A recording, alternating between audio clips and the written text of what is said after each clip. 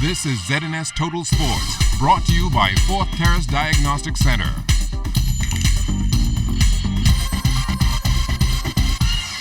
Welcome to sports, everybody. With the country pressed financially in the restoration effort following Hurricane Matthew, the sporting community is wondering where that will leave the busy calendar the country has in hosting international events in 2017, and if the government plans on pulling out. Already confirmed the World Relays, FIFA Beach Soccer World Cup, and the Commonwealth Youth Games. Well, Prime Minister Perry Christie put those fears to rest. He says despite the country's position, he expects the Bahamas to make good on its obligations. Normally, in the face of a disaster, you may exercise the option of moving on, but it's a matter that we feel that we should continue with. We feel it'll be good for the population. We think the expense is manageable. The Prime Minister, however, cautions that the hurricane season isn't over yet, and we must first see what the country will be faced with. God knows that we've had enough, right? But like those people of faith say, right? Or those of us who are people of faith say more appropriately, that God would never place on you more than you could bear. But it's a lot that we're carrying right now. But we have to be very, very pragmatic and know that we will overcome. One of the best college basketball teams ever, Phi Slama Jama, will be featured on ESPN tonight as part of their 30 for 30 series. The dynamic squad from the University of Houston in the early 80s featured one of our own in Bahamian Lyndon Rose, who actually played a part in the production of the documentary. Chip Rivers, ESPN, this kind of helped him out, put everyone together.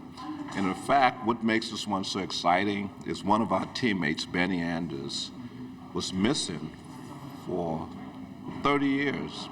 No one had heard from him, couldn't find him. We had reports that he was dead, he was incarcerated, he was in the Philippines, he was homeless, and by the grace of God, I don't want to tell you what happened in it, but I think we found him alive and well. Not only is Rose behind the scenes, but he will be featured in the documentary as well. You would see the search for Benny Anders was done by myself and Eric Davis, my roommate in college, a former Chicago police officer.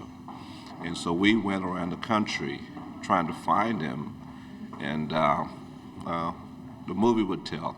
Unfortunately, cable television here in the Bahamas does not carry the ESPN channel, which will broadcast the 30 for 30, but Rose says he will find an alternate source. I mean, if I got a beg, steal, or borrow, I'm going to find a way to watch it. If someone has a satellite or something, I wish all Bahamians could see it, and they can appreciate basketball at its highest level. Showtime. All of our friends and family back in America, they all are tuned up and excited, watch parties all over. So this is big. This is big for my alma mater, the University of Houston. So it is good for my kids. And one of the young one at Columbia, his friends are all lined up to watch it. And LJ, who's at BYU, they're going to sign up and watch it. The sound of the cannon fired by veteran sailor Jimmy Lowe officially opened the Snipe World Master Sailing Championships on Monday. Local and international sailors braved the windy conditions on the deck side of the Royal Nassau Sailing Club. Kelsey Johnson reports.